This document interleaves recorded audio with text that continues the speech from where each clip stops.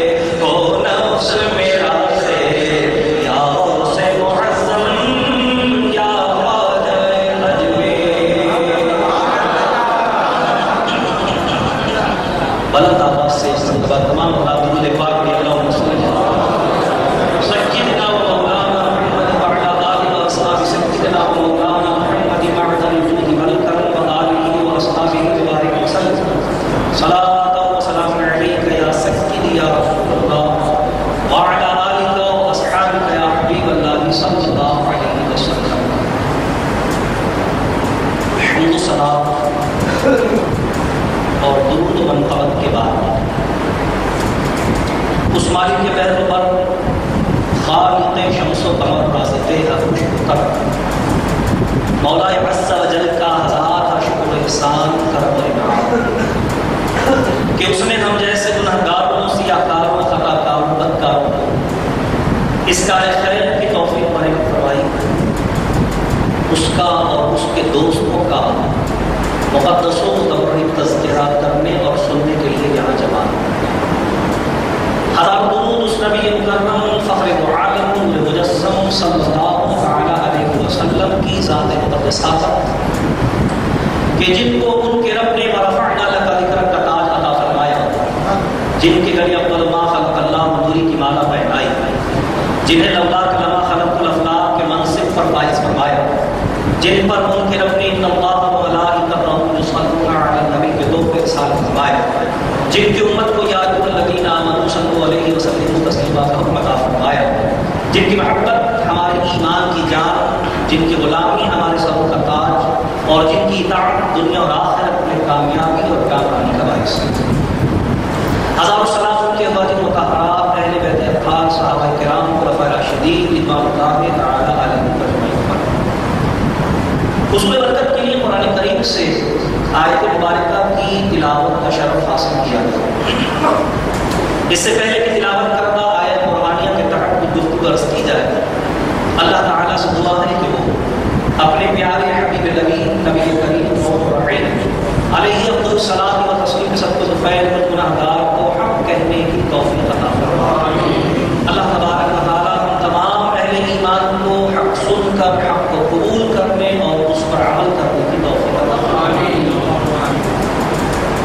میں انتہائی شکر گزار ہوں میرے برادر محترم حضرت علامہ مولانا محمد عبد الوارث دعوت برکات عالیہ کا، جنہوں نے مجھے آج کی اس عظیم شان روحانی، نورانی، عرفانی اور رحمانی محفل مبارکہ میں شرکت کی دعوت دی، اور مجھے یہ سعادت حاصل ہوئی کہ میں بھی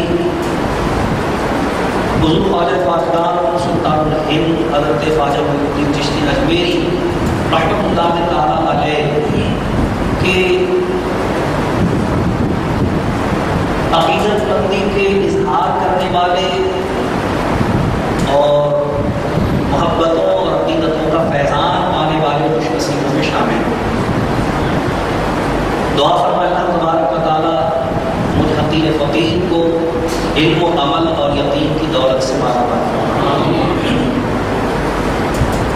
ماہ رجب المرجب جب ہمارے سروں پر سایہ فکن ہوتا ہے تو اس کی ابتدا اور انتہا، اس کا آغاز اور اس کا انجام اپنے ساتھ دو مخصوص عنوانات لے کر آتا ہے۔ یوں تو اگر ہم تاریخ اسلام پر نظر ڈالیں تو اس ماہ مبارکہ کی شاید ہی کوئی تاریخ ایسی ہو جسے کسی اسلامی واقعے کے ساتھ اور کسی دینی شخصیت کے ساتھ نسبت و تعلق نہ ہو، لیکن بالخصوص اس ماہ مبارکہ کی ابتدا اور انتہا، اس کی ابتدا حضرت خواجہ معین الدین چشتی اجمیری رحمۃ اللہ تعالی علیہ کی نسبتوں کا فیضان اہل ایمان کے لیے لے کر آتی ہے، اور اس کی انتہا حضور سید اعظم صلی اللہ تعالی علیہ وسلم کے اس عظیم الشان معجزے یعنی سفر معراج کا فیضان اہل ایمان کو عطا کرتی ہے۔ اس ماہ مبارکہ کے حوالے سے بے شمار احادیث مبارکہ جو اس کی فضیلت کو بیان کرتی ہے، ایک علیحدہ عنوان ہے کہ جو خاص اس ماہ مبارکہ کے فضائل کے حوالے سے، لیکن صرف دو باتیں کہ اللہ کے محبوب علیہ الصلوۃ والسلام ارشاد فرماتے ہیں کہ اللہ تبارک و تعالیٰ نے ارشاد فرمایا کہ رجب میرا مہینہ ہے، شعبان میرے محبوب صلی اللہ علیہ وسلم کا مہینہ ہے، اور رمضان میرے محبوب صلی اللہ علیہ وسلم کی امت کا مہینہ ہے۔ اہل تصوف نے فرمایا کہ رجب المرجب زمین کے ہموار کرنے کا اور عمل کی بجائی کرنے کا مہینہ ہے، اور ماہ شعبان معظم عمل کی کھیتی کو سیراب کرنے کا مہینہ ہے، اور ماہ رمضان مبارک ثواب و اجر کی فصل کاٹنے کا مہینہ ہے۔ بے شمار فضائل و مناقب اس ماہ مبارکہ کے حوالے سے ہمارے سامنے آ گئی۔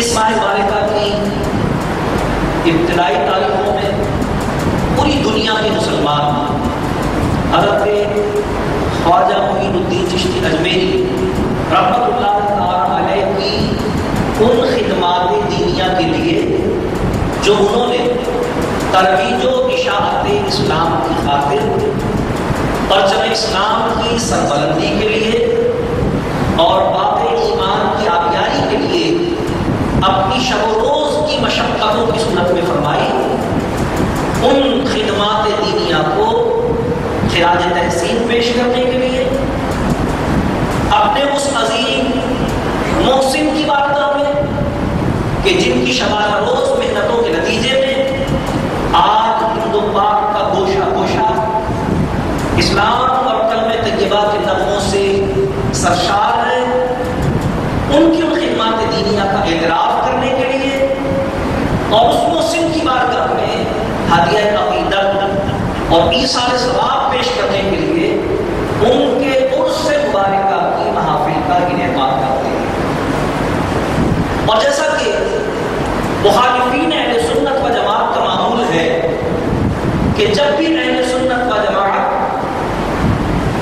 کوئی دینی عنوان کے ساتھ کسی تقریب کا انعقاد کرتے ہیں تو وہ اس کے تمام تر مثبت اور تعمیری پہلوؤں کو چھوڑ کر کسی ایسے اعتراض کو لے کر معترض ہوتے ہیں کہ جس کی بنیاد پر عام سنی مسلمان جو علم دین کی نعمت سے محروم ہوتا ہے وہ تذبذب کا شکار ہو جاتا ہے۔ یہ ان کا مشن ہے، ان کا طریقہ ہے، اور یہی وجہ ہے کہ جب ماہ رجب المرجب شریف آتا ہے اور دنیا بھر کے مسلمان حضرت خواجہ معین الدین چشتی اجمیری رحمۃ اللہ تعالیٰ علیہ کی بارگاہ میں ہدیہ عقیدت اور ایثار ثواب پیش کرنے کے لیے ان کے عرس مبارکہ کی محافل کا انعقاد کرتے ہیں تو گلی کوچوں میں اور سڑکوں اور بازاروں میں مخالفین اہل سنت و جماعت عامت الناس سے یہ سوال کرتے ہیں بھائی یہ عرس کہاں سے آ گیا؟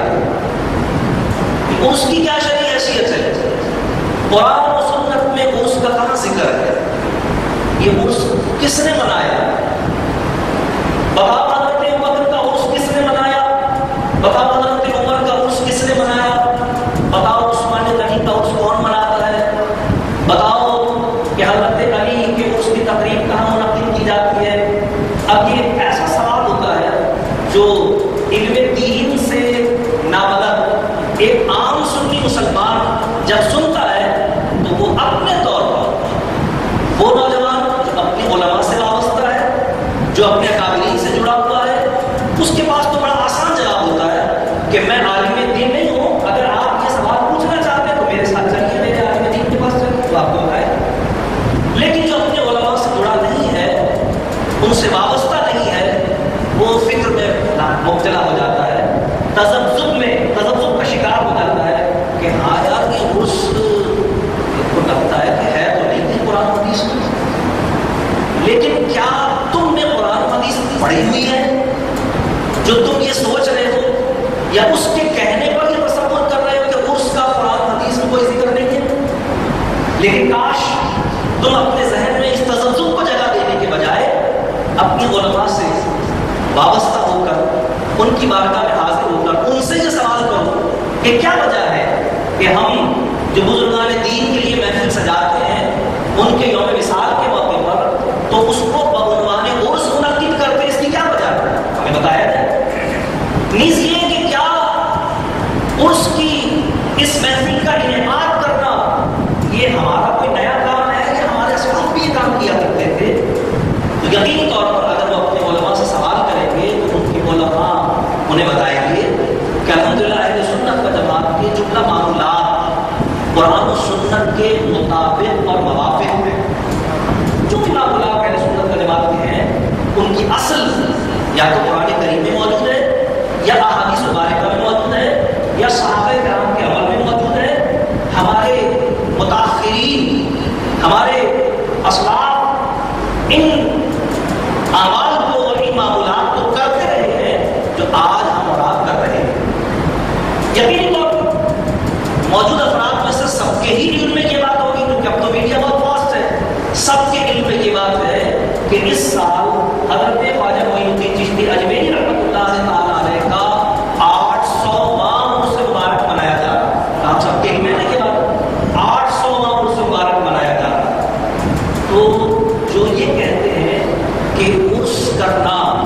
بدعت ہے عرس کرنا آج کل پرسوں مہینے 6 مہینے سال 2 سال کی بات ہے.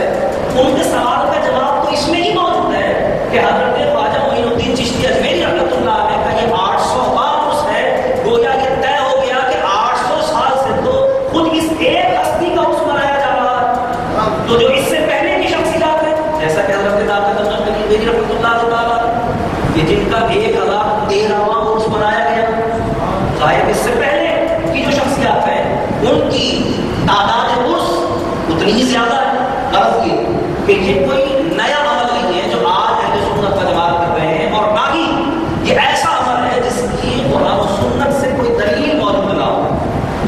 تو سب سے پہلے میں آپ حضرات کو یہ عرض کرنا چاہوں گا کہ آج کی جو محفل ہم نے منعقد کی ہے، جیسا کہ حضرت نے فرمایا کہ پہلے دفعہ عرس خواجہ غریب نواز کا انعقاد کیا گیا ہے. ممکن ہے آپ میں سے بھی کسی کے ذہن میں یہ بات ہو کہ بھئی حضور غوث اعظم حضور خواجہ معین الدین چشتی اجمیری رحمۃ اللہ تعالیٰ علیہ کے ایثار ثواب کے لیے، ان کی خدمات دینیہ کو خراج تحسین پیش کرنے کے لیے، ان کی علمی اور روحانی خدمات کا اعتراف کرنے کے لیے، ان سے اظہار عقیدت کے لیے یہ محفل سجائی گئی ہے. تو اسے عرس ہی کیوں کہا جاتا ہے؟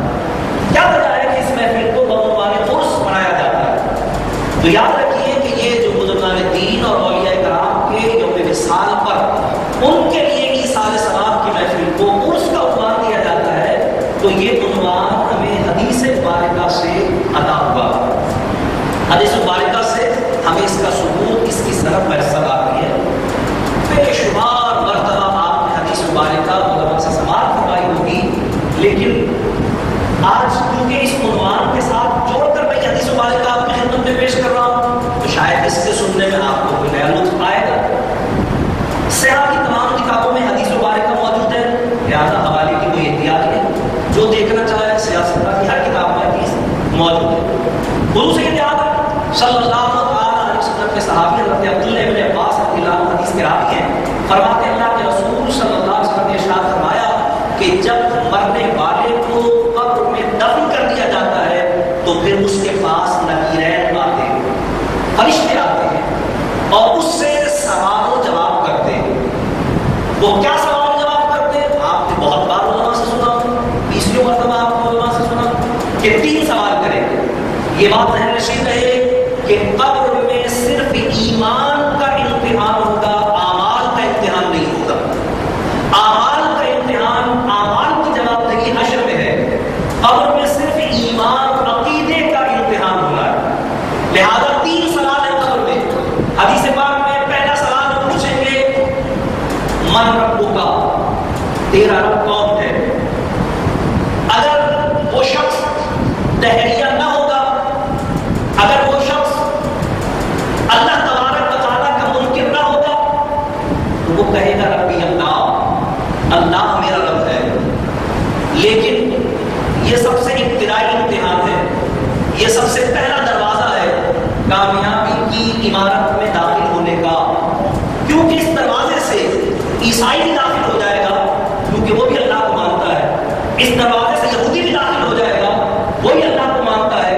اس دروازے سے بعض ایسے ملوک بھی داخل ہو سکتے ہیں جن کا یہ تصور ہے کہ رام اور رحیم ایک ہی شخصیت کے 2 نام ہیں، یا دنیا کا کسی بھی ایسے مذہب کا ماننے والا شخص جو کسی ایسی ہستی کو مانتا ہے جو اس کائنات کا خالق و مالک ہے، تو اس تصور کے ساتھ وہ یہ کہہ سکتا ہے کہ ربی اللہ. لہٰذا اس پہلے سوال کے بعد اس کی نجات نہیں ہوگی.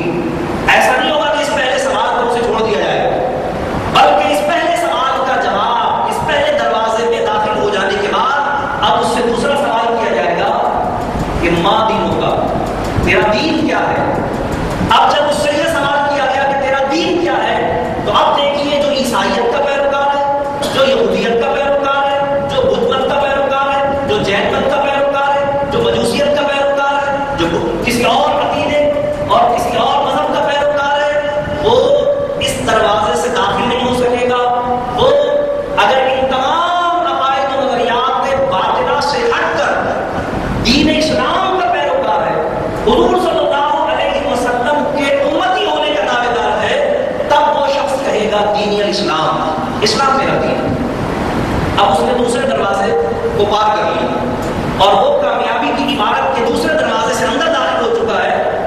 لیکن ابھی اسے منزل کامرانی نصیب نہیں ہوگی، بلکہ اب تیسرا اہم ترین سوال کیا جائے گا، اس لیے کہ دین اسلام کہنے کا مطلب یہ ہے کہ یہ شخص اپنے آپ کو اسلام کا پیروکار کہہ رہا ہے، یہ اپنے کئی مسلمان ہونے کا دعوے دار ہے، لیکن کیا ہر وہ شخص جو اپنے آپ کو مسلمان کہے، کیا ہر وہ شخص جو دین اسلام کے پیروکار ہونے کا دعویٰ کرے وہ عند اللہ بھی مومن ہے؟ ایسا نہیں ہے، اس لیے کہ قرآن کریم میں اللہ تعالیٰ کا فرمان عالیشان موجود ہے، رب ذوالجلال ارشاد فرماتا ہے وَمِنَ النَّاسِ مَن يَقُولُ آمَنَّا بِاللَّهِ وَبِالْيَوْمِ الْآخِرِ وَمَا هُم بِمُؤْمِنِينَ، لوگوں میں بہت ہیں جو کہتے ہیں ہم اللہ اور یوم آخر پر ایمان لائے، لیکن اللہ فرماتا ہے وَمَا هُم بِمُؤْمِنِينَ، وہ ایمان والے نہیں۔ سورہ منافقون میں اللہ تبارک کا ارشاد فرماتا ہے علیہ السلام کے منافقین آپ کے پاس آتے ہیں اور قسمیں کھا کھا کے کہتے ہیں کہ ہم اللہ کی قسم کھا کے گواہی دیتے ہیں کہ آپ اللہ کا رسول ہے۔ سورہ منافقون کا آگے پڑھیے، رب ذوالجلال ارشاد فرماتا ہے کہ اللہ بہتر جانتا ہے کہ آپ اللہ کے رسول ہیں، لیکن اللہ گواہی دیتا ہے کہ منافق جھوٹے ہیں۔ وہ تو کہہ رہے ہیں آپ اللہ کے رسول ہیں، لیکن اللہ فرماتا ہے کہ جھوٹے۔ تو پتہ چلا کہ ہر وہ شخص جو اپنے آپ کو حضور کا امتی کہے وہ عند اللہ مومن ہو، یہ ضروری نہیں ہے۔ ہر وہ شخص جو اپنے آپ کو اسلام کا پیروکار کہے وہ عند اللہ بھی صاحب ایمان ہو، یہ ضروری اور قطعی نہیں ہے۔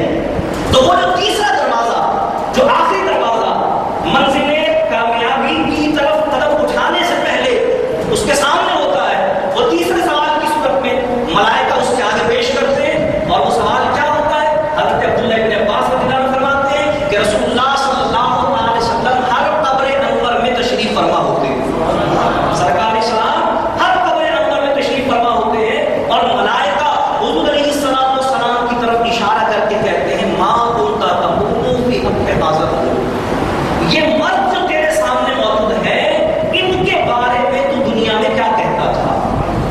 ماضی کا صیغہ، یہ نہیں کہ اب کیا کہتا ہے، پوچھا جائے گا دنیا میں کیا کہتا تھا؟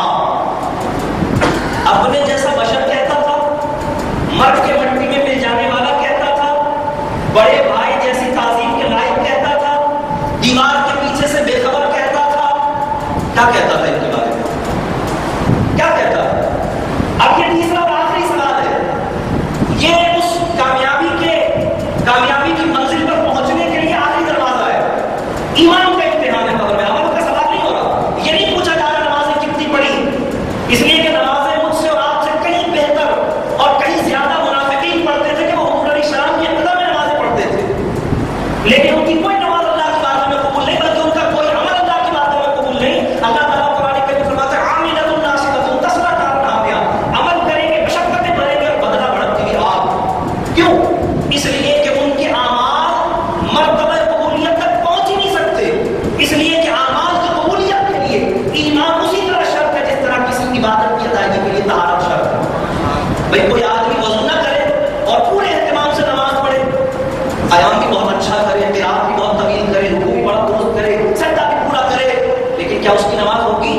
ظاہر میں نہیں ہوگی، اس لیے کہ اس نے طہارت نہیں کی ہے۔ تو جس طرح ادائیگی نماز کے لیے، قبولیت نماز کے لیے طہارت شرط ہے، اسی طرح قبولیت اعمال کے لیے ایمان شرط ہے۔ ایمان کس چیز کا نام ہے؟ ایمان نام اقرار باللسان و تصدیق بالقلب۔ اقرار باللسان لا الہ الا اللہ مسلم زبان سے پڑھنے کا ہوتا ہے، لیکن تصدیق بالقلب مانا ہے حضور علیہ السلام کی تعظیم و تقریب کے کرنے کا، حضور علیہ السلام کی دل سے تعظیم و تقریب کرنا، یہ تصدیق بالقلب کا درجہ رکھتا ہے۔ لہذا اللہ تبارک و تعالیٰ نے ابتدا میں جو دو سوال رکھے ہیں وہ اقرار باللسان کی بنیاد پر ہے۔ ہر وہ شخص جو اسلام کا دعوے دار ہے، مسلمان ہونے کا دعوے دار ہے، وہ دو سوالوں کا جواب دے گا، اللہ میرا رب ہے، اسلام میرا دین ہے، لیکن جان نہیں چھوٹے گی۔ اب تیسرا سوال ہے آپ تقول فی حق حاضر، یہ مرد جو تیرے سامنے موجود ہے ان کے بارے میں تو دنیا میں کیا کہتا تھا؟ اب جو جیسا کہتا تھا ظاہر ہے اسے وہی کہنا پڑے گا، جو جیسا کہتا تھا اسے ویسا ہی کہنا پڑے گا۔ تو وہاں پر جو صحیح عقیدہ اہل سنت و جماعت قبر میں موجود ہوگا تو وہ ان ملائکہ کے سوال کے جواب میں کیا کہے گا؟ وہ حضور علیہ السلام کے لیے جو دنیا میں کہتا تھا وہی وہاں بھی کہے گا۔ وہ کہے گا کہ یہ اللہ کے محبوب ہیں، وہ کہے گا کہ یہ رحمت للعالمین ہیں، وہ کہے گا کہ یہ جامع کائنات ہیں، وہ کہے گا کہ یہ صاحب علم غیب ہیں، وہ کہے گا کہ یہ مقصود تخلیق کائنات ہیں، وہ کہے گا کہ یہ امام الانبیاء ہیں، وہ کہے گا کہ یہ محبوب کبریا ہیں،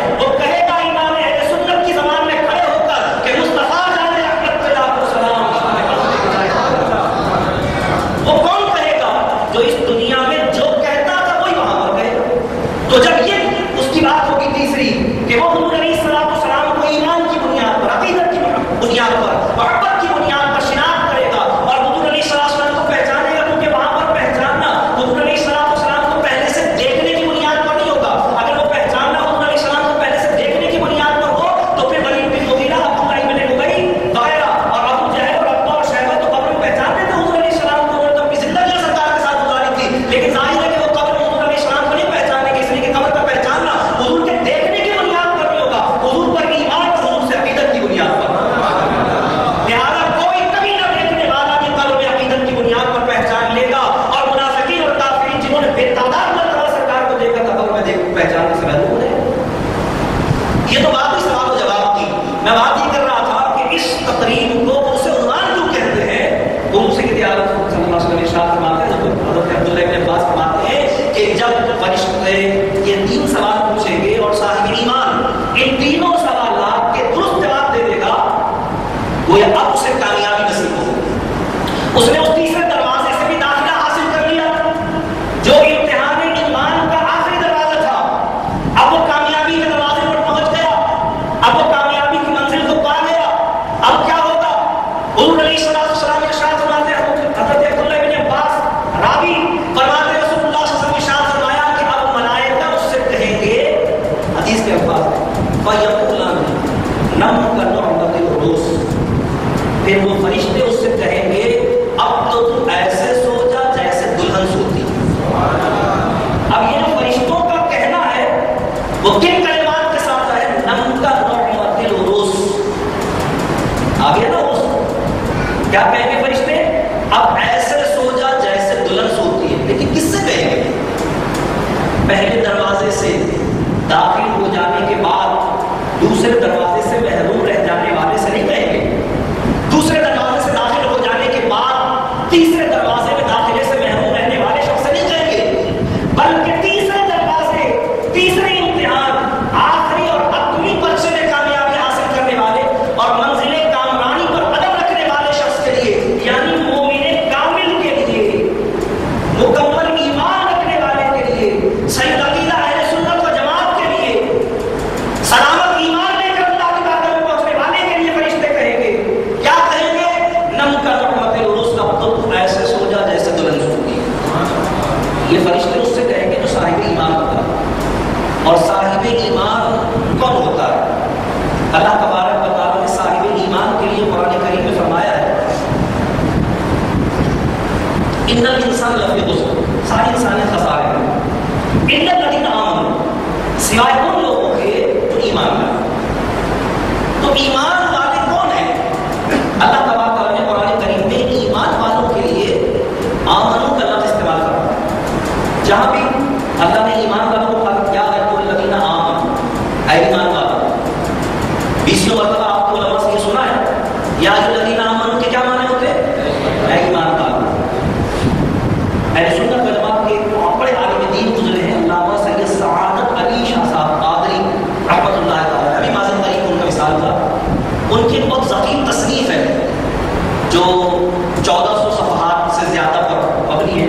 اس کتاب کا نام ہے یا ایھا الذین آمنوا، کیونکہ انہوں نے اس کتاب میں ان تمام آیات کی تفسیر بیان کی ہے جن کی ابتدا یا ایھا الذین آمنوا سے ہوتی ہے. یا ایھا الذین آمنوا، اے ایمان والوں. قرآن نے ایمان والوں کو آمنو کہہ کے مخاطب کیا.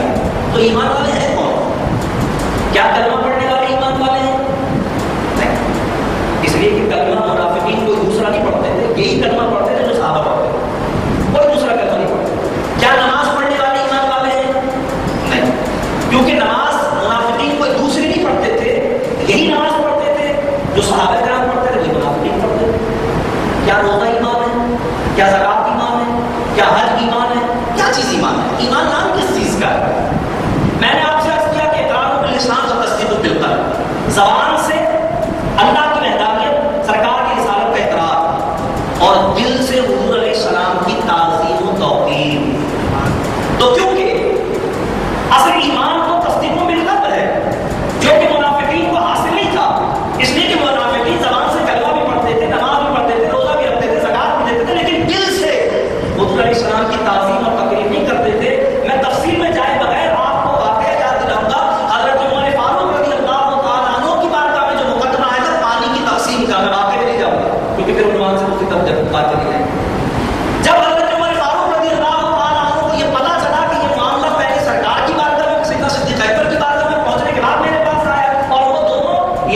हक में फैसला फरमा चुके हैं। और ये शख्स जो ज़बानी कलमा पढ़ने वाला है अगर हकीकत मुनाफिक है तो सैयदना फारूक आज़म रज़ियल्लाहु अन्हु बच्चा इस वाक़े पर आगा हुआ खबर है। सैयदना फारूक आज़म रज़ियल्लाहु अन्हु घर में गए, तलवार लेकर एक ही बार में मुनाफिक की गर्दन उड़ा दी।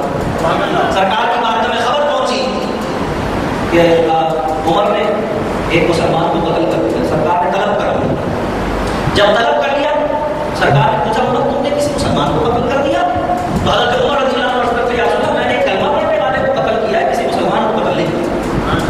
या रसूल अल्लाह मैंने एक नमाज पढ़ने वाले को कत्ल किया, किसी मुसलमान को कत्ल नहीं किया। या रसूल अल्लाह मैंने एक रोजा रखने वाले को कत्ल किया, किसी मुसलमान को कत्ल नहीं किया। हज़रत उमर तो तकरीर कर रहे थे और साहबा हैरत से देख रहे थे कि उमर बातें कैसे कर रहे हैं, ये क्या बात कर रहे हैं? कलमा पढ़ने वाले को कत्ल किया, मुसलमान को कत्ल नहीं किया।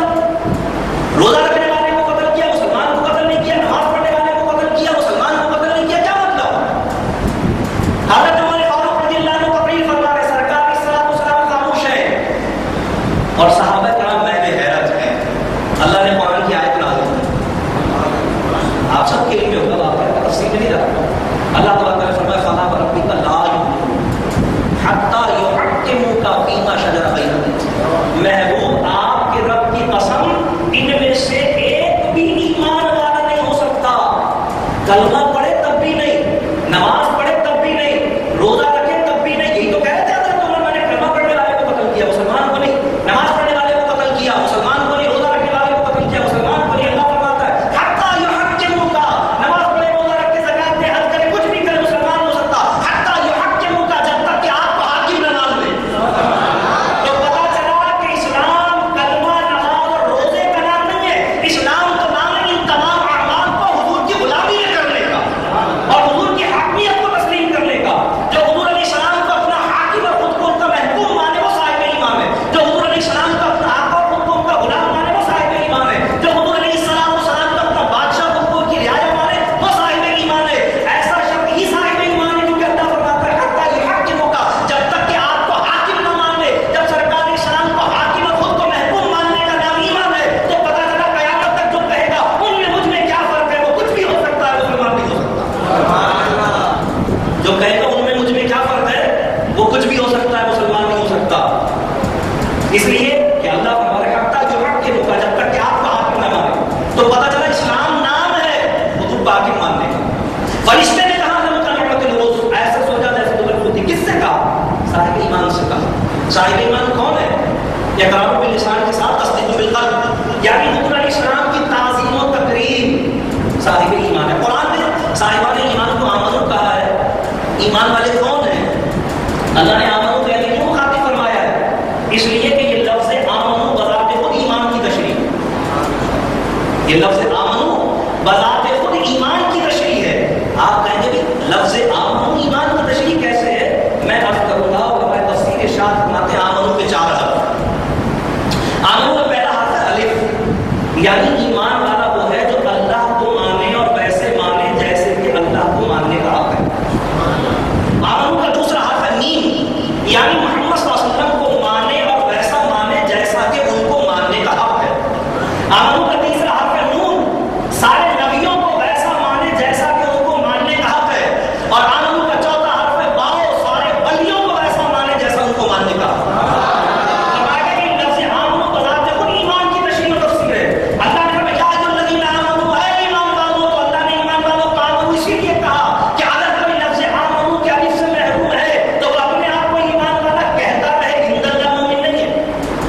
अगर कोई लफ्ज़ आमनू की मीम से महरूम है तो अपने आप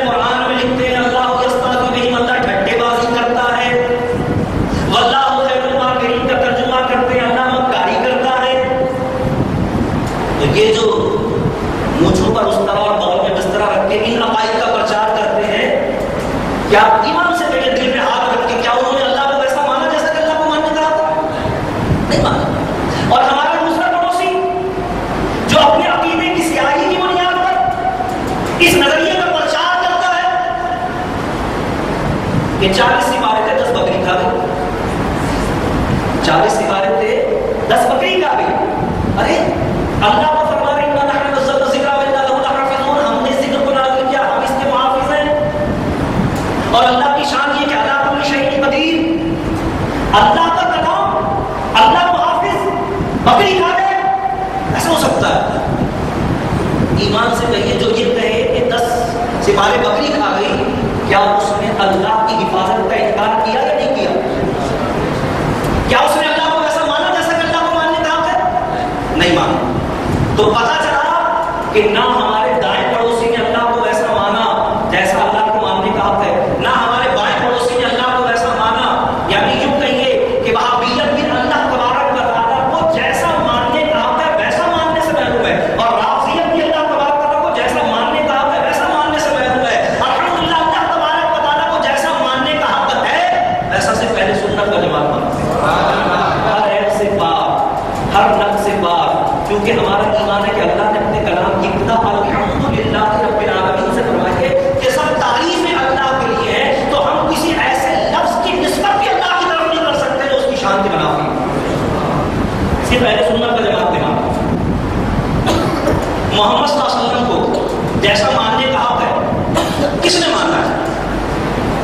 کیا انہوں نے ویسا مانا ہے جو یہ کہتے ہیں کہ دیوار کے پیچھے سے بے خبر، جو یہ کہتے ہیں مر کر مٹی میں مل گئے، جو یہ کہتے ہیں ان کی تعظیم بڑے بھائی کی طرح کرنی چاہیے، جو یہ کہتے ہیں کہ محمد اور علی کے چاہنے سے معاذ اللہ کچھ نہیں ہوتا، جو یہ کہتے ہیں کہ ان کی مثال کو گاؤں کے چودھری اور ڈاکیے کی مثل کہ پیغام دے کر چلے گئے، اب ہمیں پیغام پڑھنا چاہیے، ڈاکیے کی طرف متوجہ نہیں رہنا چاہیے. معاذ اللہ جو اس نظریے کے حامل افراد ہیں، تقویت الایمانی نظریہ رکھنے والے، دل پہ ہاتھ رکھ کے کہیے کہ کیا انہوں نے اللہ کو ایسا مانا جیسا اللہ کو ماننے کا حق ہے؟ نہیں مانا. یا ان لوگوں نے جو حضور صلی اللہ علیہ وسلم کو اللہ کا نبی اور رسول کہتے ہیں، اور جب سرکار نے اپنی زمان نبوت سے یہ حکم دیا ابو بکر سے کہو لوگوں کی امامت کرے، اور سرکار نے السلام کے بارے میں قرآن یہ کہتا ہے وما ينطق عن الهوى ان هو الا وحي يوحى، ہمارا یہ نبی اپنی مرضی سے کوئی بات نہیں کہتا، یہ تو وہ بولتا ہے وہ اس کا رب حکم دیتا ہے. پتا چلا کہ سرکار نے السلام کا یہ حکم دینا کہ ابو بکر سے کہو لوگوں کی امامت کرے بظاہر زبان نبوت سے تھا، در حقیقت حکم پروردگار تھا. بظاہر تو زبان نبوت سے تھا، لیکن خود قرآن اس بات کی تصدیق کر رہا ہے کہ رسول اپنی مرضی سے کوئی بات نہیں کہتا. اور جب رسول اپنی مرضی سے کوئی بات نہیں کہتا تو یہ حکم جو امامت صدیق اکبر کا حکم تھا، یہ بظاہر تو سرکار کا حکم تھا لیکن حقیقت میں رب ذوالجلال کا حکم تھا. اب جو ان کی امامت کا انکار کرے، کیا اس نے حضور کو ویسا مانا جیسا ماننے کا حق ہے؟ جو ان کی ازواج کو گندی گندی گالیاں دے، کیا اس نے ان کو ایسا مانا جیسا ماننے کا حق ہے؟ جو ان کے خلفاء پر تبرہ کرے، کیا اس نے ان کو ویسا مانا جیسا ماننے کا حق ہے؟ یقیناً نہیں مانا، یقیناً نہیں مانا. تو ہمارے دائیں پڑوسی نے بھی حضور صلی اللہ علیہ وسلم کو ایسا نہیں مانا جیسا ماننے کا حق ہے، ہمارے بائیں پڑوسی نے بھی حضور علیہ السلام کو ایسا نہیں مانا جیسا ماننے کا حق ہے. سرکار علیہ السلام کو اگر امام الانبیاء مانا ہے، محبوب کبریا مانا ہے، جامع کائنات مانا ہے، اپنا آقا و مولا مانا ہے، وجہ تخلیق کائنات مانا ہے، تو اہل سنت کا جماعت نے مانا جیسا کہ ان کے ماننے کا حق ہے، اہل سنت کا جماعت نے مانا. اور پھر قرآن آمنو کہہ کر بتا رہا ہے کہ صرف اللہ کو ماننے سے کام نہیں چلے گا، صرف حضور کو ماننے سے کام نہیں چلے گا، سارے نبیوں کو ماننے ویسا مانے جیسا کہ ان کو ماننے کا حق ہے. تو جس نے یہ کہا کہ نبی ہمارے جیسے بشر ہوتے ہیں، اس نے نبیوں کو ایسا نہیں مانا جیسا ان کو ماننے کا حق ہے. اس لیے کہ قرآن کہتا ہے فقالوا بشر یہدوننا فکفروا، جب انہوں نے یہ کہا کہ ہمارے جیسے بشر ہدایت دیں گے تو کافر ہو گئے. یہ قرآن کا اعلان ہے.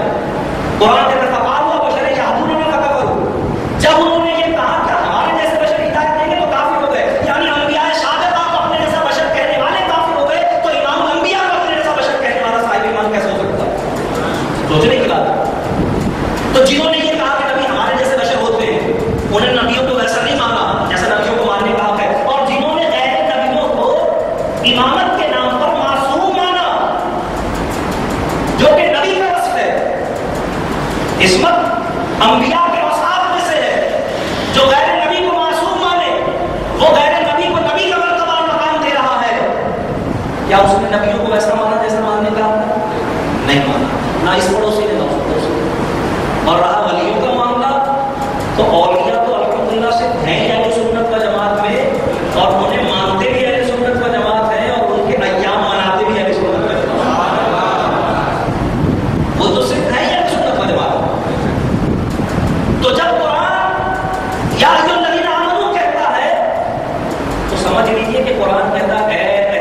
سنت و جماعت. کیا کہتا ہے قرآن؟ اے اہل سنت و جماعت. اس لیے کہ آمنو کی جو تفسیر میں نے آپ کے سامنے رکھ دی ہے، بہت فرصت سے بیٹھ کر اس پر غور کیجیے گا، بہت اطمینان سے بیٹھ کر اسے سوچیے گا، ہر زاویے سے، ہر اینگل سے آپ اس کو دیکھیے گا، تو آپ کو پتا چلے گا کہ آمنو کے یہ 4 لفظ بتا رہے ہیں کہ الحمدللہ آج کے دور میں صاحبان ایمان اور متقی مومن ہونے کا اعزاز سے پہلے سنت و جماعت کا جو یا الذین آمنوا کہہ کے قرآن کریم میں مخاطب کیے گئے. اب فرشتہ کیا کہتا ہے؟ نم کا محمد ایسا سوچا جیسے یہ کس سے کہتا ہے؟ مومن سے کہتا ہے. کس سے کہتا ہے؟ صاحب ایمان سے کہتا ہے. کس سے کہتا ہے؟ اللہ کے محبوب بندے سے، اللہ کے پیارے بندے سے، اللہ کے ولی سے، اللہ کے دوست سے، صاحب ایمان سے. کیا کہتا ہے؟ نم کا محمد ایسے سوچا جیسے دلہن سوچتی ہے. آج اس کا انتقال ہوا، آج اسے قبر میں دفن کیا گیا، آج فرشتے سوال کر رہے ہیں اس کے یوم وصال کو اس کیوں کہتے ہیں؟ اس لیے کہ آج ہی فرشتے اس سے کہہ رہے ہیں کہ نم کا محمد ایسے سوچا جیسے دلہن سوچتی ہے. جب ہمارے پڑوسیوں نے اس حدیث مبارکہ کو سنا تو کہنے لگے کہ مولوی صاحب حدیث بیان کر کے خود ہی پھنس گئے. کیسے پھنس گئے؟ کہنے لگے دیکھیے مولوی صاحب نے کہا کہ فرشتے کہتے ہیں نم کا محمد ایسے سوچا جیسے دلہن سوچتی ہے، تو پتا چلا کہ خواجہ صاحب اپنی قبر میں سو رہے ہیں، داتا صاحب اپنی قبر میں سو رہے ہیں، غوث اعظم اپنی قبر میں سو رہے ہیں. اور سوتا ہوا آدمی جاگتے ہوئے کی کیا مدد کر سکتا ہے؟ سوتا ہوا آدمی جاگتے ہوئے کی کیا بات سن سکتا ہے؟ سوتا ہوا آدمی جاگتے ہوئے کی کس کام آ سکتا ہے؟ وہ بڑا بھاری اعتراض لائے تھے، مارا کو نہ ٹوٹے آپ. انہوں نے کہا دیکھو انہوں نے خود ہی اعتراض کیا ہے کہ فرشتہ کہتا سو جا. تو اب جتنے صاحبان ایمان ہیں، جتنے اولیاء کرام اس حدیث کی روح سے اپنی اپنی قبروں میں سو رہے ہیں، تو جو سو رہا ہے وہ جاگنے والے کی کوئی مدد نہیں کر سکتا. خواجہ صاحب کی غریب نواز کیسے ہو؟ وہ کسی غریب کو کیسے نواز سکتے ہیں؟ تو وہ سو ہے. داتا صاحب کسی کو کیسے ادا کر سکتے ہیں، کسی کی بات کیسے سن سکتے ہیں، کسی کی مدد کیسے کر سکتے ہیں؟ وہ تو سو ہے. دیکھو اس کا کوئی جواب ہے؟ کوئی جواب نہیں. ارے بے وقوف، اس کا جواب تو سوال میں موجود ہے. فرشتے نے یہ تھوڑی کہا کہ سو جا. فرشتے نے کہا نم کا محمد العرس، بات تو عرس کی ہو رہی ہے. فرشتے نے یہ نہیں کہا سو جا، فرشتے نے کہا ایسے سو جا جیسے دلہن سوتی ہے. یہ بیچارے عقیدے کے بھی کنوارے ہیں، ایمان کے بھی کنوارے، عمل کے بھی کنوارے ہیں اور علم کے بھی کنوارے. ان کو پتہ ہی نہیں ہے دلہن سوتی ہے کیا. ان غریبوں کو پتہ ہی نہیں، یاد ہی نہیں ہوئی نا. سارے کنوارے ہیں، عقیدے کے بھی کنوارے ہیں، عمل کے بھی کنوارے ہیں، علم کے بھی کنوارے ہیں، ایمان کے بھی کنوارے ہیں. ان کو پتہ ہی نہیں بیچاروں. فرشتے نے کہا نم کا محمد العرس ایسے سوچا جیسے دلہن سوتی ہے. دلہن کا سونا کیسا ہوتا ہے؟ دلہن کا سونا ایسا ہوتا ہے کہ ہر غیر کے لیے دلہن سو رہی ہوتی ہے اور اپنے کے لیے جا رہی ہے. سب سمجھتے ہیں سو رہی ہے، سب کو پتا ہے کہ سو رہی ہے، لیکن جو اس کا اپنا ہے اس کے لیے وہ جاتی ہے. اس کا تو انتظار کرتے ہیں آنکھیں بند کر کب وہ کمرے میں آئے گا. یوم وصال، وصال کے معنی ہے ملاقات. یوم وصال کو کہتے ہیں عرس. ملاقات کا دن ہے، عرس کا دن ہے. کس سے ملاقات ہے؟ اللہ اکبر. مفتی احمد یاسر نعیمی رحمۃ اللہ علیہ فرماتے ہیں جو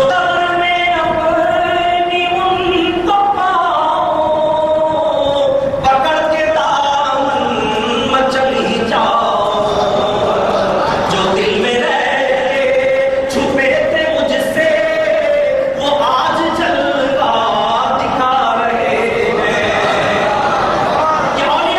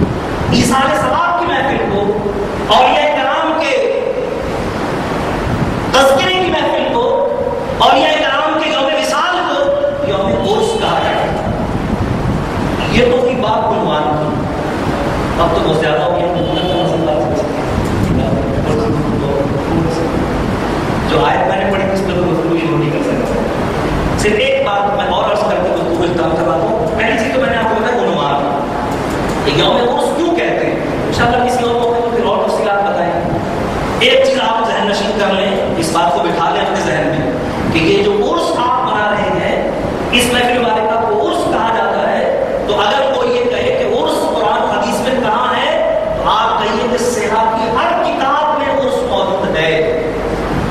صحاح ستہ کی حدیث کی جو کتاب ہے، ہر کتاب میں یہ لفظ عرس موجود ہے، جو کہ ایمان والے کے یوم وصال کے لیے حدیث میں مقرر کیا گیا ہے۔ اس لیے اللہ کے ولی کے یوم وصال کو عرس کہا جاتا ہے۔ اب دوسری چیز ہو گئی کہ عرس میں جو کچھ ہم کرتے ہیں، اس کا ثبوت کہاں سے؟ یہ بات ایک نقطہ اور کر کے پھر میں بات ختم کرتا ہوں۔ آیت جو میں نے پڑھی تھی اس کا عنوان تھا غیر اللہ سے مدد مانگنا، وما لکم من دون اللہ من ولی ولا نصیر، لیکن وہ کسی اور موقع پر میں گفتگو کرنا چاہ رہا تھا غریب نواز لفظ میں، کہ وہ کسی اور موقع پر سکتا۔ ابھی میں صرف بتا رہا ہوں آپ کو ایک چیز آپ نے ذہن نشین کر لی کہ عرس کا لفظ حدیث مبارکہ سے مترشح اور اولیاء کرام کے یوم وصال کو یوم عرس جو ہم کہتے ہیں، اس کا ثبوت حدیث مبارکہ سے۔ اب دوسری چیز آتی ہے کہ عرس میں ہم جو کچھ کرتے ہیں، اس کا ثبوت کیا حدیث مبارکہ سے موجود ہے؟ کہ عنوان کا ثبوت ہوا، معمولات کا ثبوت کہاں سے؟ تو یاد رکھیے کہ عرس میں ہم جو معمولات کرتے ہیں اس کا ثبوت بھی حدیث مبارکہ میں موجود ہے۔ بخاری شریف کی 5 شرحوں میں یہ حدیث موجود ہے۔ حضرت صاحب انشاءاللہ آپ کو دکھا سکتا ہوں یہ فقیر، کیونکہ میں جہاں بھی جو گفتگو کرتا ہوں اس میں سے ہر جملے کی جواب دہی کا میں ذمہ دار ہوں۔ جو کچھ بھی میں نے کہا ہے ہر جملے کی جواب دہی میری ذمہ داری ہے۔ جہاں چاہیں آپ مجھے سڑک پر پکڑ لیں، یہ بات آپ نے ابھی تک کوئی دکھا سکے، میں اس کا جواب دوں۔ بخاری شریف کی بے شمار شرحوں میں یہ حدیث مبارکہ موجود ہے، اور میں خصوصاً کے ساتھ آپ کے سامنے جو حوالہ بات کر رہا ہوں وہ علامہ عینی رحمۃ اللہ تعالیٰ علیہ کا ہے۔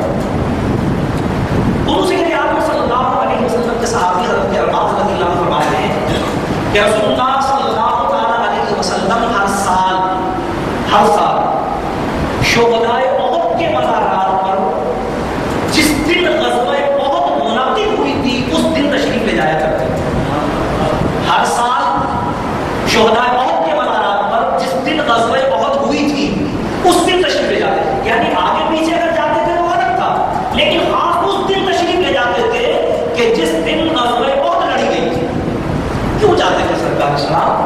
حضرت عباس رضی اللہ عنہ فرماتے ہیں سرکار اسلام شہدائے احد کے مزارات پر جاتے تھے اور شہدائے احد کے مزارات پر جا کر وعظ فرماتے تھے، تقریر فرماتے تھے، ان کے فضائل و مناقب بیان کرتے تھے۔ اسلام کے لیے جو قربانی انہوں نے دی، اپنا خون جو پرچم اسلام کی سربلندی اور دین اسلام کی آبیاری کے لیے انہوں نے بہایا، جس جگہ مردی کا انہوں نے مظاہرہ کیا، جس اخلاص کے ساتھ انہوں نے اپنی جان اللہ کے دربار میں پیش کی، سرکار ان کے فضائل و مناقب کا تذکرہ کرتے تھے، ان کی فضیلتیں بیان کرتے تھے، ان کی شان بیان کرتے تھے، اور اللہ تبارک و تعالیٰ کی بارگاہ میں ان کے لیے بلندی درجات کی دعائیں کیا کرتے تھے۔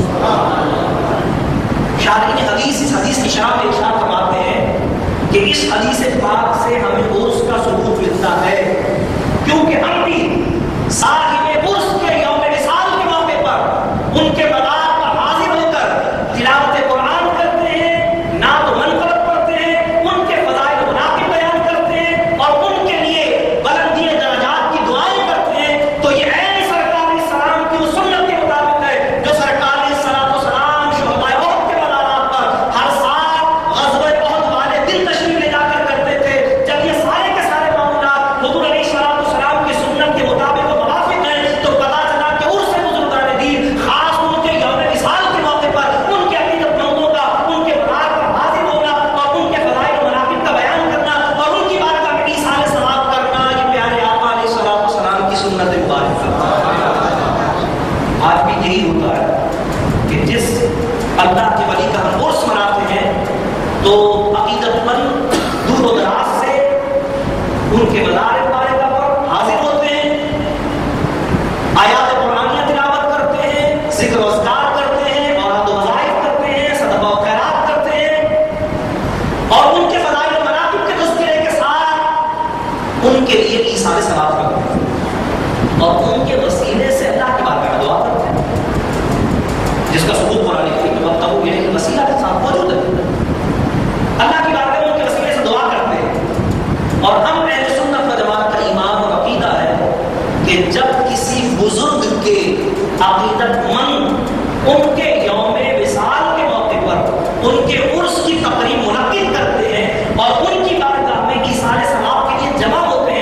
تو صاحب عرس کی توجہات اپنے عقیدت مندوں کی طرف ہوتی ہے.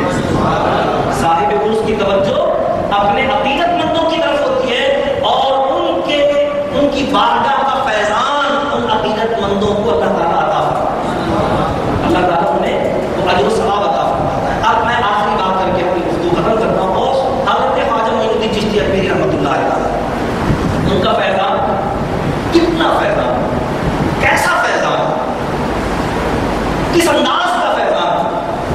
بہت طویل گفتگو ہوگی اگر میں ان کی علمی حیثیت پر گفتگو کروں، اگر میں ان کی کرامات پر گفتگو کروں، اگر ان کی خدمات دینیہ پر گفتگو کروں، اگر ان کے انداز تبلیغ پر گفتگو کروں، اگر ان کی تصانیف پر گفتگو کروں، اگر ان کی تدریس کے حوالے سے میں گفتگو کروں، اگر ان کی طریقت والے مجاہدات اور ریاضات کے حوالے سے گفتگو کروں. غرض یہ کہ بہت سارے عنوانات ہیں، گفتگو تو بہت طویل ہوگی، عنوانات اتنے سارے ہیں کہ ایک گفتگو میں سارے عنوانات کو بھی بیان نہیں کیا جا سکتا. لیکن میں ایک بات عرض کر کے اپنی گفتگو کا اہتمام کروں گا. مائیکل ہارٹ ایک انگریز مصنف ہے، ممکن ہے آپ کو اس سے پہلے نام سنا ہو. اس نے کتاب لکھی انگریزی میں دا 100 گریٹ مین، 100 بڑے آدمی، اردو ترجمے کے ساتھ بازار میں دستیاب ہے.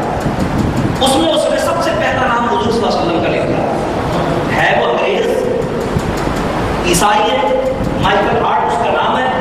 اس نے 100 بڑے آدمیوں کے نام سے کتاب لکھی ہے. اس میں سیاست دان بھی ہیں، اس میں سائنسدان بھی ہیں، اس میں ماہرین معاشیات بھی ہیں، اس میں دنیا میں بڑے بڑے انقلاب لانے والے لوگ بھی ہیں، اس میں مذہبی رہنما بھی شامل ہیں. سب سے پہلا نام اس نے حضور علیہ السلام کا اس میں شامل کیا. دیوانچے میں اس نے لکھا ہے کہ میں نے یہ ترتیب کسی تعصب کی بنیاد پر، کسی عقیدے کی بنیاد پر، کسی حمایت مخالفت کی بنیاد پر نہیں دی، بلکہ میں نے یہ ترتیب جو 1 سے لے کے 100 تک دی ہے، یہ میں نے بہت طویل تجزیے کے نتیجے میں دی ہے. اور اس ترتیب میں نے صرف ایک بات کو پیش نظر رکھا ہے، وہ یہ کہ جس شخص نے دنیا میں سب سے زیادہ لوگوں کو متاثر کیا، میں نے اس کا نام سب سے اوپر رکھا. تو سب سے پہلا نام اس نے لکھا ہے حضور صلی اللہ علیہ وسلم کا. اسی کتاب میں 38ویں نمبر پر اس نے حضرت خواجہ معین الدین چشتی اجمیری رحمۃ اللہ علیہ مسلمانوں کی کتابوں کے حوالے، اہل سنت کی کتابوں کے حوالے، تو ظاہر پورا دفتر ہے. میں اس کی تو بات ہی نہیں کر رہا ہوں، جو دنیا داری والے انداز کی بات کر رہا ہوں کہ ایک ساتھ چلتا ہوا بھی آدمی اور ایک بڑا لبرل قسم کا آدمی اور مسئلہ کی تعصب سے بہت دور رہنے والا ایک شخص جو محض علمی سوچ رکھتا ہو، دنیاوی تعلیم سے آراستہ ہو، اس کے لیے یہ حوالہ بہت کارگر ثابت ہوگا کہ مائیکل ہارٹ اپنی کتاب دا 100 گریٹ مین 38ویں نمبر پر حضرت خواجہ معین الدین چشتی اجمیری رحمۃ اللہ علیہ کا نام لکھتا ہے اور وہ تحریر کرتا ہے کہ یہ وہ شخصیت ہیں جنہوں نے 90 لاکھ افراد کو حلقہ بگوش اسلام کیا. یہ بات کون کہہ رہا ہے؟ انگریز کہہ رہا ہے، جو خود صاحب ایمان نہیں ہے. کہتا ہے 90 لاکھ افراد کو دائرہ اسلام میں داخل کیا. میں صرف اتنا عرض کرنا چاہتا ہوں آپ کے سامنے، صاحب اس کا فیضان جب کافروں کو ایسا ملا ہے کہ آپ کی نگاہ ولایت نے 90 لاکھ افراد کو دولت ہدایت، نعمت ایمان اللہ تبارک و تعالیٰ کیسی سے عطا فرمائیے، تو ایمان سے اپنے دل پر ہاتھ رکھ کے سوچئے کہ جن کی نگاہ ولایت کا فیضان کافروں کو ایسا ملا ہو، مومنوں اور ان کے عقیدت مندوں کو کیسا ملے. جو صاحبان ایمان ہیں، جو ان کے عقیدت مند ہیں، انہیں ان کی نگاہ کا فیضان کیسا ملے گا، یقیناً ہم اسے الفاظ میں بیان نہیں کر سکتے. جو خدمات دینیہ انہوں نے سر انجام دی، ان خدمات دینیہ میں سب سے افضل اور سب سے اعلیٰ اور سب سے حیران کر دینے والا کام یہی ہے کہ آپ نے ایسا انداز تبلیغ، ایسا طرز تحریر، ایسا انداز گفتگو، ایسا روش اخلاق اختیار فرمائی کہ جو آپ کی محفل میں آتا تھا، آپ کی نگاہ ولایت کا فیضان اگر مومن ہوتا تھا تو اسے متقی بنا دیتا تھا، اور اگر کافر ہوتا تھا تو اسے مومن بنا دیتا تھا. اللہ تبارک و تعالیٰ کی بارگاہ میں دعا ہے کہ اللہ تعالیٰ صاحب اس کے حقیقی فیضان سے ہم سب کو مستفیض فرمائے. اللہ تعالیٰ ہم سب کو عقیدہ حق، اہل سنت و جماعت پر استقامت عطا فرمائے، ایمان کی سلامتی عطا فرمائے اور ایمان پر خاتمہ بالخیر عطا فرمائے. وآخر دعوانا الحمد للہ رب العالمین.